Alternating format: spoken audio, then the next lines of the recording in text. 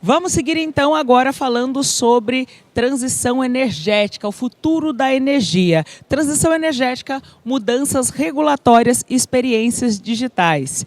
O setor de energia vive um momento de transformação com novas regras ligadas à descentralização, geração distribuída e metas de sustentabilidade.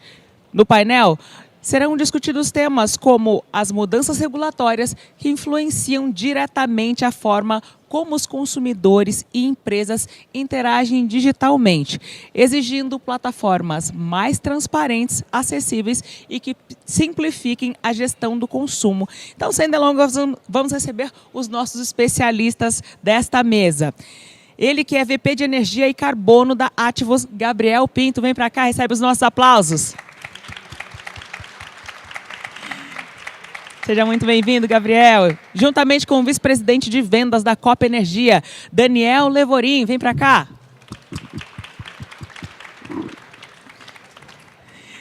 Ela que será a nossa mediadora e é Digital Innovation Manager da WIMI, Fernanda Formícola.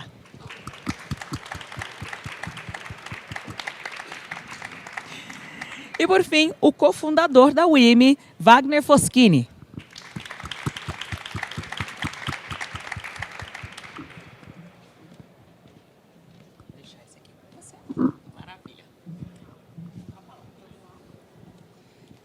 Testando o som aqui, tudo bem?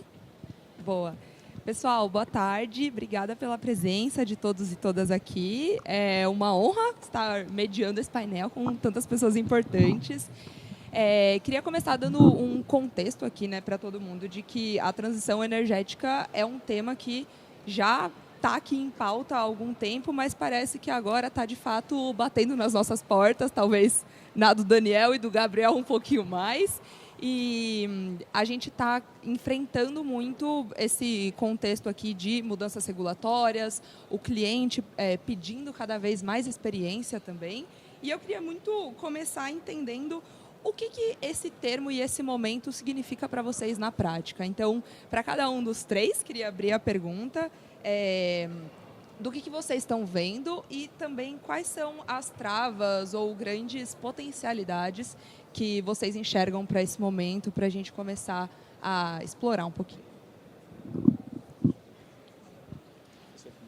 Pode começar, Daniel. Boa tarde a todos primeiro. É um grande prazer estar aqui. Eu acho que antes da gente começar, né? Acho que não é aquele setor que é o mais sexy de todos, né? Que talvez se eu pedir para o pessoal levantar a mão aqui, quem está afim de mudar para o setor de energia, abrir mão de trabalhar no Google, na Pinterest, que a gente viu falar aqui na Visa, acho que pouca gente vai se animar. Mas isso acho que é da porta para fora, né? Eu tenho aí 3 anos de setor e realmente é um setor que está em completa transformação por todos os aspectos, né? Então, o governo está mudando regulamentações, tecnologias estão disruptando coisas que a gente via, o consumidor está querendo mudar a forma de consumir energia, as energias estão se reinventando, então tem coisa nova que está aparecendo, tem coisa nova que o pessoal está tentando desenvolver e ainda é muito cara, mas a gente acredita que em algum momento vai chegar. Então, é um setor muito, muito dinâmico, que por mais que talvez, né, os últimos 100 anos andaram muito devagar, hoje a gente apertou o botãozinho lá do WhatsApp 2.0 e as coisas estão acontecendo muito mais rápido. Então, acho que é muita transformação em todos os aspectos e para isso a gente precisa de muita gente boa para conseguir botar isso em prática e executar, que acho que é a parte mais difícil aí. Boa tarde. É um prazer estar aqui representando a Ativos nesse encontro. Seguindo as palavras aqui do Daniel, acho que um conceito bem importante para a gente aqui é da circularidade, né? Assim, acho que nosso mantra ali na Ativos é que nada se cria, nada se cria, tudo se transforma aqui, né? E tudo se transforma em energia limpa, né? Então, eu queria dar um exemplo para vocês aqui do nosso negócio aqui do biocombustível, né, da cana-de-açúcar, né? Acho que muitas pessoas aqui ainda têm a ideia da cana-de-açúcar que vem lá da escola, né, depois do pau-brasil ali. É uma coisa muito antiga, né, centenária, né, aqui no Brasil. Mas acho que tem tanta inovação, tanta coisa acontecendo aqui que poucas pessoas conhecem, né? E acho que o exemplo da circularidade aqui é o seguinte, né? Da cana-de-açúcar, né, do caldo, ali a gente pode produzir, né, tanto o etanol, né, que é um combustível limpo, que descarboniza 2/3 aí do que a gasolina emite, né, de CO2, quanto o açúcar. Mas, além disso, né, do bagaço, que é um resíduo, né, a fibra, a gente produz energia elétrica, né? Poucas pessoas sabem que hoje, na matriz brasileira, 6%, né, da nossa capacidade instalada é de biomassa, né, de cogeração. Então, é super relevante para a capacidade do Brasil a energia do bagaço de cana e dos cavacos de madeira, né? Além disso, né, temos outros resíduos no processo, né, de produção, né, do etanol e do açúcar, né, que é a vinhaça e a torta de filtro, que também podem ser reaproveitadas, né? No passado eram temas ambientais, desafios, né? Em anos recentes a gente conseguiu converter isso com tecnologia, né, em fertilizantes. A gente usa, né, para trazer potássio e fósforo, né, para o nosso solo. E mais recentemente agora também tem o processo do gás, né? Não sei se muita gente sabe aqui que a gente pode produzir gás natural a partir do resíduo orgânico, né? Então, a partir desses resíduos que eu comentei da vinhaça, da torta de filtro, a gente pode produzir o biogás e quando a gente purifica ele, transforma no biometano. E esse gás ele é idêntico ao gás natural. Você pode usar para todos os usos, né, que o gás natural se usa na indústria, no transporte, né? E na nossa circularidade da cana, a gente vai usar, a gente está com um projeto grande em construção, o maior projeto de biometano brasileiro de fonte sucroenergética aqui, e a gente vai substituir, né, o diesel que é usado na frota de caminhões e de tratores e maquinários agrícolas por esse biometano, né? Então, a energia elétrica que a gente produz do bagaço alimenta o processo de produção do etanol, a vinhaça, a torta de filtro, que são resíduos, adubam o nosso solo e também produzem gás que alimenta nossas frotas de veículos, né? Então, é um exemplo incrível de circularidade que acho que poucas pessoas conhecem, né? No Brasil, imagina lá fora, né? Acho que o nosso papel é mostrar que o Brasil tem essas coisas tão incríveis, né, que poucas pessoas ainda conhecem. Boa. Boa tarde, pessoal. Prazer estar aqui com vocês. Eu sou Wagner Foschini, sou cofundador da WIMI e então participei desse processo de negociação da fusão que nós tivemos recentemente com a BRQ e hoje eu estou cuidando desse processo de transição. Acho que alguns de vocês devem ter passado por isso, é um processo divertido, né? Quando a gente, do ponto de vista da WIMI, que trabalha muito com os processos de transformação digital e a gente constrói os produtos digitais junto com os clientes, a gente sempre tenta dividir os clientes em dois grandes grupos. Aqueles clientes que são nativos digitais, ou seja, aqueles que têm como ativo principal o digital, e aquelas empresas que elas não são nativos digitais e então o ativo principal ele não é o digital, né? Quando a gente pensa em energia, a gente está nesse segundo grupo, em que a gente estava conversando nos bastidores aqui, as discussões elas são sempre relativas à eficiência e como melhorar o ciclo de vendas. E são negócios de margem baixa, que é super difícil a gente estava conversando, quanto é difícil colocar um projeto novo de pé, tem muitas variáveis, né? Então, nesse momento que a gente está passando de IA, dessas transformações tecnológicas que a IA ela viabiliza, começa a mexer de uma forma importante e definitiva nesses dois temas. Tá? Então, a partir daí, a própria tecnologia ela está habilitando com que as indústrias elas passam a ter um benefício muito mais rápido, né? Meus colegas estavam até comentando sobre isso. As coisas parecem evoluir muito mais rápido porque a gente consegue se beneficiar da tecnologia de uma forma muito mais rápida. Então, a IA por exemplo, os medidores inteligentes que a gente estava conversando em algumas indústrias, eles conseguem trazer informações, conseguem trazer processos mais rápidos, então beneficia em última instância a eficiência da indústria de energia. E do lado de vendas, da mesma forma, a gente, não que a gente faça as coisas muito mais rápido ou que os vendedores eles vão ser muito mais eficientes em fazer alguma coisa específica, mas você consegue com os agentes e com a inteligência artificial padronizar mais os processos e fazer com que os ciclos de venda eles sejam mais mais evoluídos, né? Então, eu acho que o grande tema que destrava essa conversa e que coloca a indústria e a indústria da energia não diferente nesse ciclo virtuoso da evolução digital é a própria tecnologia e a sua adoção cada vez mais permanente, mais eficiente pelas empresas que estão influenciando positivamente na sua lucratividade, na sua produtividade.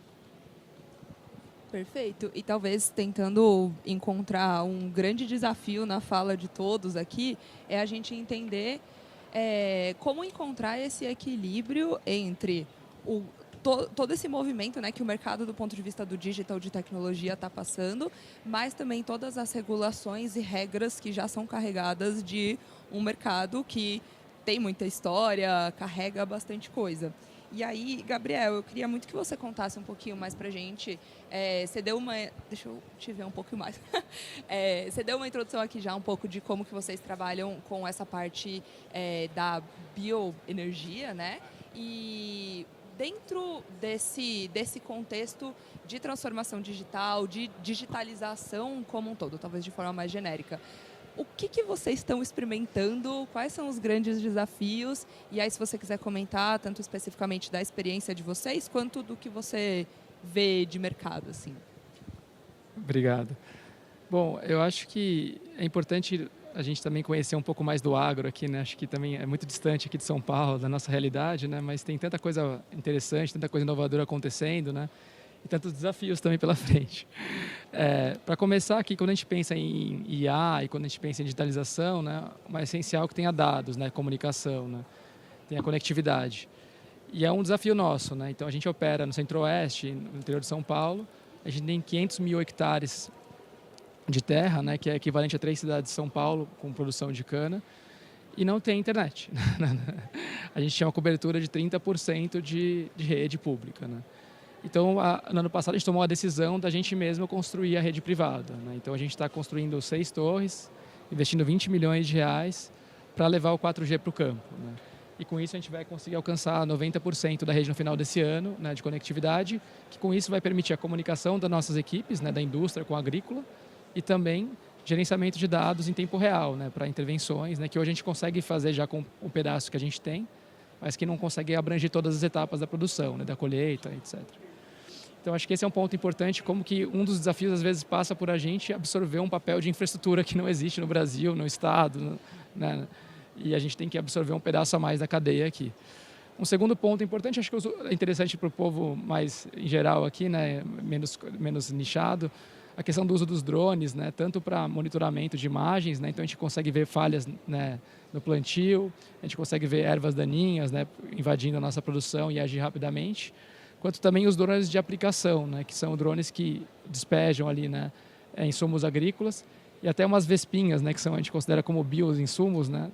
Tem umas vespinhas que a gente joga e elas vão atrás das brocas e matam os predadores, né. Então, acho que esse é um segundo exemplo muito legal que a gente usa. Isso é dia a dia nosso, tá? Não é futuro, não é piloto, isso aqui é tanto o drone de imagem quanto o drone de aplicação fazem parte da nossa operação normal.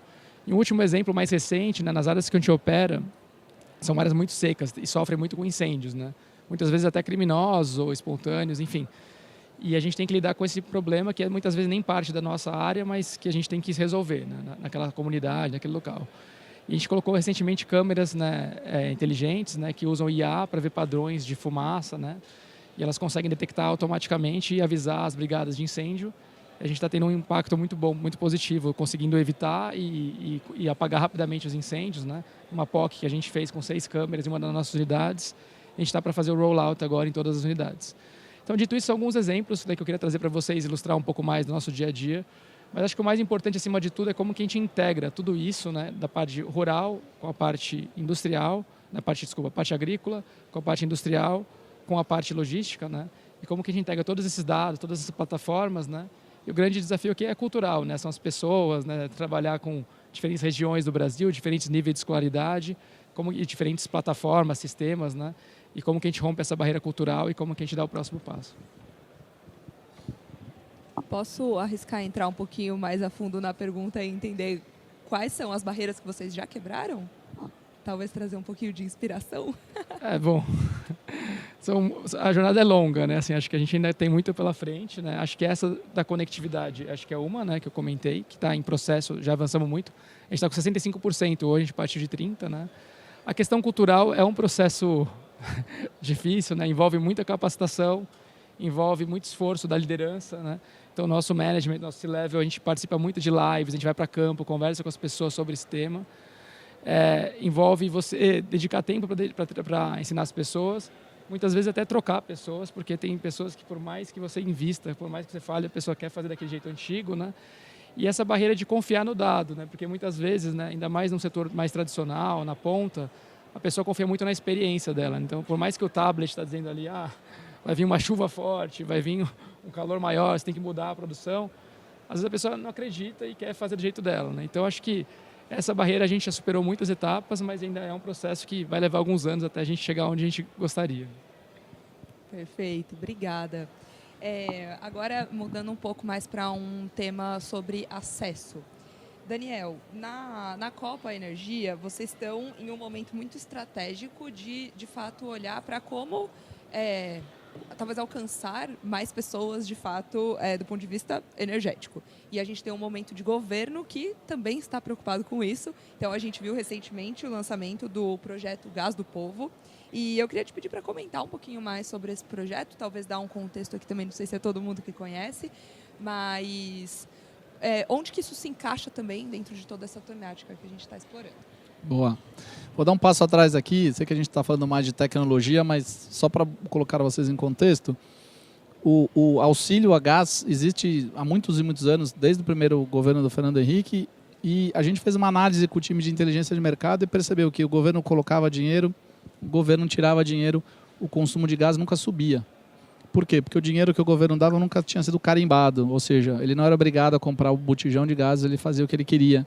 A gente viu muita gente até jogando em bet aí, ao invés de comprar gás. E agora o governo está mudando e está fazendo realmente um incentivo, um programa que vai dar obrigatoriedade de comprar o Vale Gás. Isso, eu não sei se todo mundo sabe aqui, mas 21% da população ainda usa lenha. E quando vocês olham muitos estudos, né, é meio a primeira vez que eu vi isso, eu não acreditei. Eu fui a campo, né, 21% da população usa lenha no Brasil. Eu falei, cara, não pode ser. E realmente é verdade. Tudo bem que uma parte disso ele é híbrido. Ele até tem o fogão, ele usa para fazer um café, alguma coisa rápida, como se fosse um micro-ondas, mas quando ele precisa cozinhar arroz, feijão, alguma carne, alguma coisa, ele liga a lenha. E num ambiente pequeno, numa casa mais simples, mais humilde, essa lenha dentro de casa traz muita doença, traz câncer e, enfim, é um problema público gigantesco. Então, acho que o governo está vindo com isso, né, e já começa agora, já anunciou, começa agora em novembro. E acho que o principal ponto agora, trazendo para a tecnologia, para você fazer, começando com 5 milhões de famílias e terminar em 15 milhões de famílias beneficiadas, vai ter que realmente botar a tecnologia para saber quem tem acesso, né, como é que eu acredito o dinheiro para essa pessoa, mas ele somente utiliza esse dinheiro para comprar botijão de gás, e etc, etc, etc. Do lado do governo, eles estão trabalhando forte na questão disso. Do nosso lado, como indústria, e não só falando da Copa Energia, mas de todos os concorrentes, a gente vai ter que entregar um botijão quase que mais barato do que a gente vende hoje. Então, se a gente não ganhar muito em eficiência, a gente não vai conseguir entregar, vai ter um prejuízo para cada botijão entregue. Então, hoje a gente também usa muita tecnologia, estamos começando a usar para achar a melhor eficiência disso. Então, aonde eu vou abrir centro de distribuição, aonde eu vou mudar a logística, se o caminhão é maior ou menor. Então, tudo isso vai em cima de... Trazendo agora para o mundo aqui, um pouco da pergunta que foi respondida aqui, a gente precisa de muito data lake, a gente precisa de muita infraestrutura de dados, e talvez essa é uma das maiores dores que a gente tem para conseguir ter um número correto, né? Se você tem um problema aqui, dados ruins, não importa a máquina que você coloca, a inteligência artificial que você coloca, vão sair dados ruins. Então, a gente precisa de dados bons, dados limpos, e por mais que pareça fácil, são milhões e milhões e milhões de reais que a gente coloca para conseguir conectar ali o SAP com o Salesforce, com o RoadNet, com vários outros sistemas que tem dentro da companhia para conseguir cuspir bons dados. Então, acho que esse é um pouco das dores que a gente tem de transformar, né, a economia real, o problema que a gente tem aí agora de um programa grande que o governo está fazendo, de uma forma a conseguir operacionalizar isso com custos viáveis. Então, acho que a tecnologia está ajudando bastante a gente nisso. E aí, indo para dentro de casa, você vai até colocar, por exemplo, tem lá, acho que até o Gabriel falou um pouquinho, né? Que ele está com drones, bastante leitura com inteligência artificial, então a gente tem que olhar os botijões numa velocidade, você quase não vê o botijão passando. Você tem ali inteligência artificial que lê o que está escrito no botijão e passa o dado para que ele possa ser enchido de forma correta. Enfim, a gente está trabalhando bastante coisa dentro de casa para conseguir botar de pé tudo isso de uma forma super eficiente. Maravilha. E talvez, casando tudo isso, vamos voltar para o nosso tema de digital. Então, entrando um pouquinho mais no detalhe no que você já trouxe no começo também, né, Wagner? O que você observa, conversando também com muitas empresas, que são esses grandes desafios, seja de acesso, de escala, de implementação, mas pensando em como otimizar toda essa jornada, seja do consumidor final, seja internamente das empresas, nesse momento da transição energética? Voltando para o tema das empresas, que elas não têm um ativo digital como core, né? Acho que o mais importante, se eu fosse dar uma dica, é ter clareza da estratégia. Eu e o Daniel, a gente estava conversando sobre 2 contra-exemplos disso que eu vou falar, que é um ativo digital, que é o Itaú, por exemplo. O Itaú tem 18 mil engenheiros, né? Então tem um investimento, fora as consultorias, fora as pessoas que estão, as empresas que estão trabalhando terceirizadas, enfim, é uma estrutura muito grande para avançar com tecnologia própria, né? O Daniel trouxe o exemplo da Ambev. Eles pegaram lá o cara que era super potential, né, Daniel, que você comentou, que ia ser presidente da Ambev, colocaram para fazer esses negócios disruptivos e colocou $1 bi lá para fazer os temas evoluírem e está tendo um relativo sucesso, né? São 2 casos extremos. Mas quando a gente olha para a indústria, tem muitas soluções embedadas. Agora, dentro do grupo da BRQ, tem uma área específica de Salesforce, por exemplo. Eu converso muito com o Tom, depois, que quiser bater um papo. O quanto o Salesforce, por exemplo, ele ajuda as empresas a trazerem melhores práticas, melhores processos. E essa nota 7, que eventualmente é o processo da Salesforce, a solução da Salesforce, o quanto isso, trabalhado de uma forma padronizada, de uma forma organizada, o quanto isso leva a organização para uma média maior e traz resultado muito importante de curto prazo e começa a gerar ali situações, soluções e experiências positivas para a organização começar a pensar digital, né? Porque, é claro, a gente entra em todos esses temas que a gente sempre fala de cultura, né? A cultura de uma organização de energia, ela está voltada para eficiência, ela está voltada para a operação não parar, as margens elas são baixas.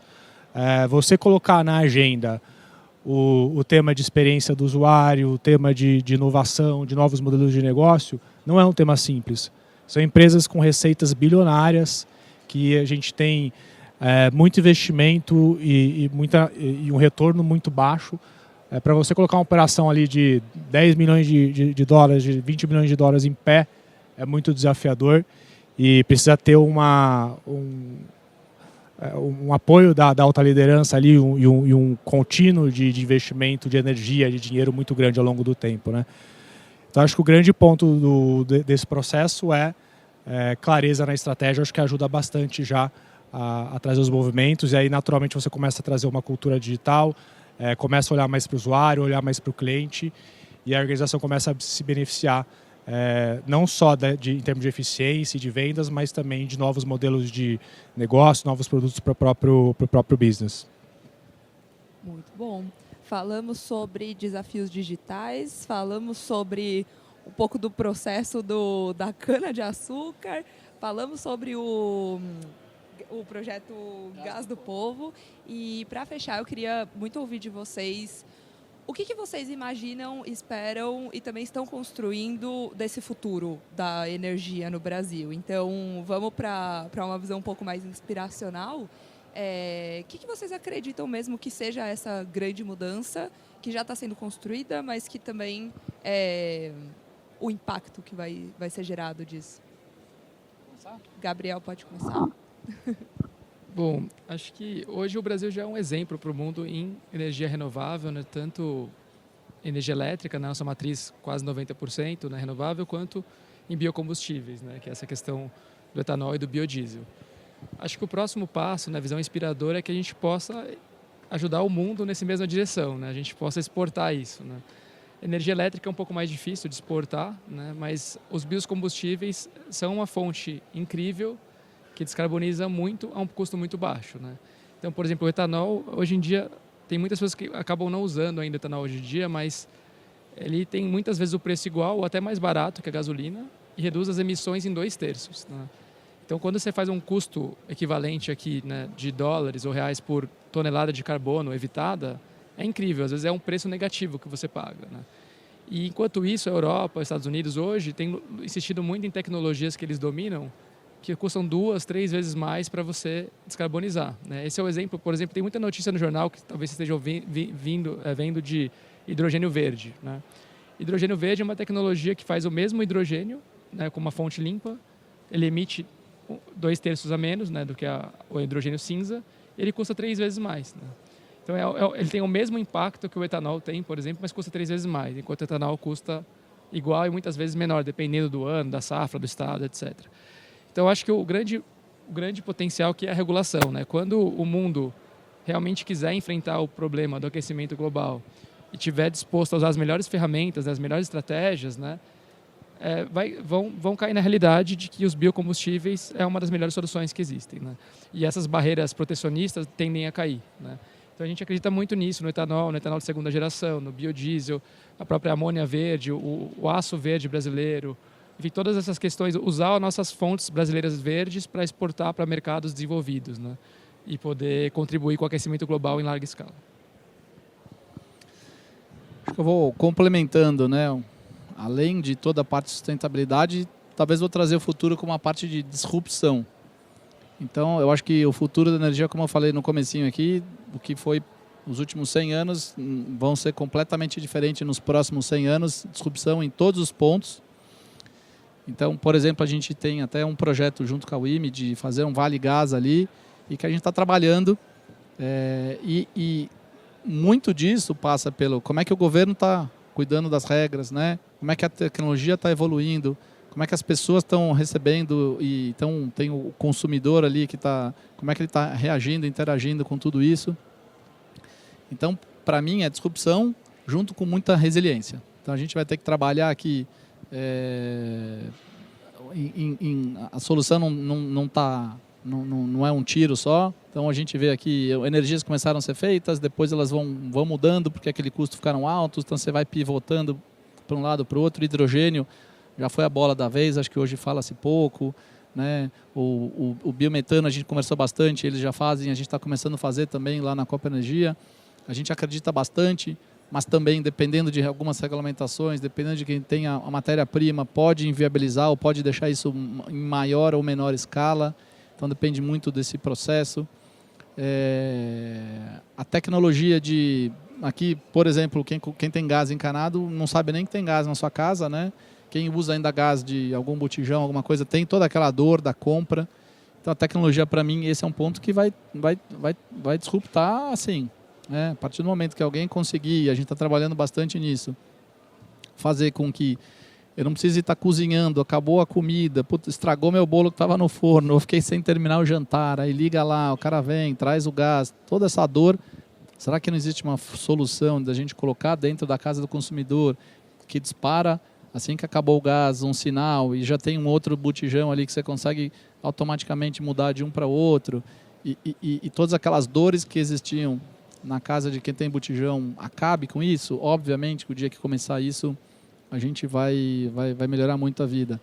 Se pegar grandes indústrias, né, ou até quem tem grandes tanques de gás, que no nosso caso também, se eu coloco ali uma telemetria, né, um sensor naquele tanque, vou monitorando, eu também consigo levar com muito mais eficiência, não deixo nunca ele desabastecido.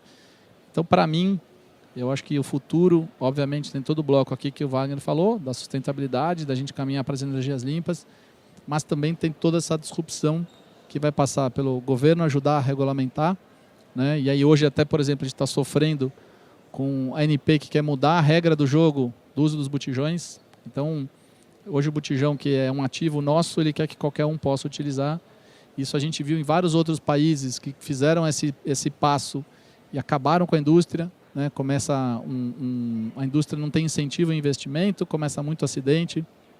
Então, regulamentação, acho que é um principal ponto. A tecnologia disruptar a forma do consumidor utilizar tudo isso. E a energia em si, que acho que vai mudar bastante aí nos próximos anos. A gente vai estar usando outras coisas que a gente não usa hoje. Então, para mim, é um contexto de tudo com muita resiliência, que não vai ser fácil a gente chegar lá. Boa. E do nosso lado aqui, o pessoal deve até se perguntar, né? Poxa, a WIM, a BRQ, empresas de tecnologia, hoje a gente tem vários clientes de energia na carteira, né? Então, eu acho que os executivos, a gente vê lá, a gente conversa bastante com o Daniel, com o Pedro lá na Copa, com outros executivos em outras empresas de energia, e você vê que esse tema está na agenda. Num primeiro momento, para a gente melhorar a eficiência e para trazer produtividade para o business principal. Mas como eu comentei, com o tempo, essa abordagem de produto, essa abordagem de olhar para o usuário, começa a trazer experiências positivas internamente, né? E as coisas elas começam a evoluir em desenvolvimento de novos produtos para essas indústrias e até novos modelos de negócio, por que não?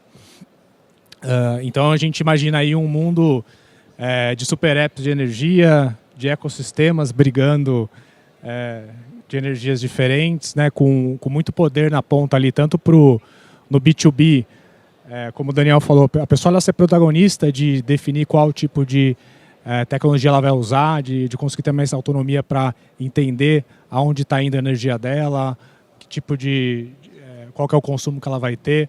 E o consumidor final faz a mesma coisa. Ele tem várias possibilidades, ele inclusive se responsabilizar pelo uso eficiente da energia, ele ser parte da equação do problema. E a energia, que é um tema tão importante, tão vital para a evolução do mundo, para a evolução das tecnologias de forma geral, ela passar a ser um tema mais presente, ser mais tangível para a vida de todo consumidor e de toda a sociedade. Que bom que a gente está junto para fazer essa transformação acontecer. Gente, deu o nosso tempo aqui. Agradeço muito a presença de vocês, de quem acompanhou a gente também. Passo a palavra de volta para a Lu, para os próximos passos do evento. Muito obrigada. Obrigado, gente. Boa pessoal. tarde. Boa tarde.